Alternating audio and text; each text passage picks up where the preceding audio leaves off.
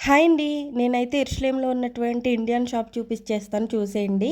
ఇది ఎక్కడుంటదనంటే అగ్రిపాస్ స్ట్రీట్‌లో చివరికి వెళ్ళిపోతే అక్కడుంటది. తాజ్ ఇండియన్ గ్రాసరీ స్టోర్ అని చెప్పేసి ఉంటదనమాట.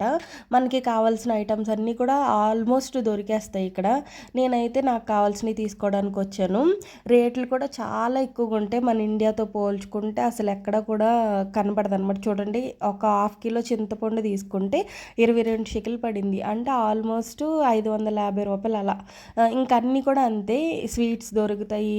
ఇంకా చెప్పాలనంటే ఇక్కడ ఇడ్లీ పాత్రలు కూడా ఉన్నాయండో. ఇడ్లీ పాత్ర ఎలాగనంటే ఓన్లీ గిన్నెల మట్టుకే అమ్ముతారు.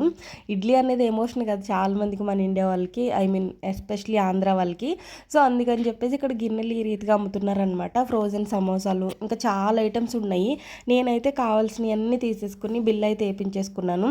మొత్తం అయితే 211 షెకెల్ అయితే అయ్యింది. అప్రాక్స్గా 5000 దాటి అవుతుందన్నమాట. ఇంతే. మరి వీడియో నచ్చితే కనుక లైక్ చేయండి, షేర్ చేయండి, సబ్స్క్రైబ్ చేసుకోవడం మాత్రం మర్చిపోవద్దు. బాయ్.